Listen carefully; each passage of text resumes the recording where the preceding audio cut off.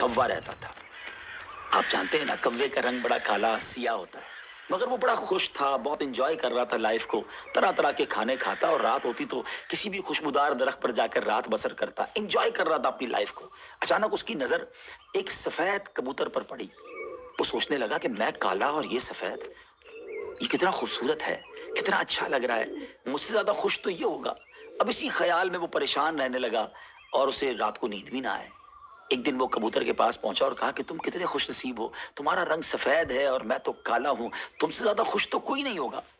कबूतर ने कहा, पहले मैं भी यही समझता था, लेकिन जब मैंने तोते को देखा तो मैं हैरान हो गया कि तोते के तो दो रंग हैं, मेरे पास तो एक ही रंग था। तो तोता ज्यादा खुश नसीब है, वो ज्यादा खुश है, वो ज्यादा लाइफ को एंजॉय कर रहा है। अब कौवा कबूतर को छोड़कर तोते के पास पहुंच गया। कहा, तोते तुम तो ज्यादा एंजॉय करते होगे, कितने खुश होगे कि तुम्हारे पास तो दो रंग हैं जिस्म पर, तुम्हारी तुम्हारी बॉडी बहुत खूबसूरत लगती होगी।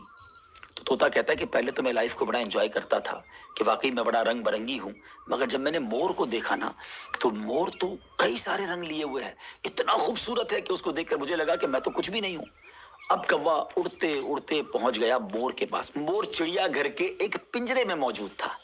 पहले तो वो इंतजार करता रहा, क्योंकि बहुत सारे लोग मोर को देखने आए थे। जब सारे लोग देखकर चले गए तो कौवा मोर के पास गया कि ऐ मोर, जरा ये तो बताओ तुम कितने खुश हो, कितने रंग हैं तुम्हारे पास, तुम कितने खूबसूरत हो। मोर कहता है, पहले तो मैं यही समझता था कि हाँ, मैं बहुत खूबसूरत हूँ, मगर फिर मैंने गौर किया कि इसी खूबसूरती की वजह से तो चिड़ियाघर में मैं कैद हो गया हूँ। रोजाना हजारों लोग मुझे देखने आते हैं, मगर मैं आजाद नहीं हूँ। और फिर मैंने बड़ा गौर किया कि वो कौन सा परिंदा है जो चिड़ियाघर में कैद नहीं है। तो मुझे समझ आई कि कौवा ही एक परिंदा ऐसा है जो चिड़ियाघर में कैद नहीं होता, उसको कोई कैद नहीं करता। नाजरीन, कौवे ने जब ये सुना तो उसे एहसास हुआ कि मैं भी अपनी जगह पर वाकई खुश नसीब हूँ।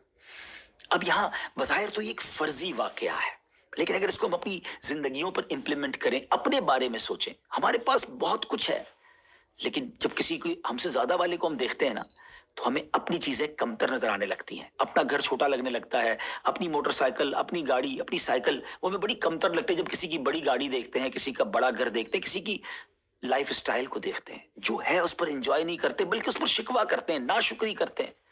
इस तरह जिंदगी नहीं गुजरेगी। अगर आप हमेशा अपने से आगे वालों को देखते रहेंगे तो आप परेशान ही रहेंगे। अगर आपने मवाजना करना ही है, कंपैरिजन करना ही है, तो अपने से कमतर लोगों को देखें ना।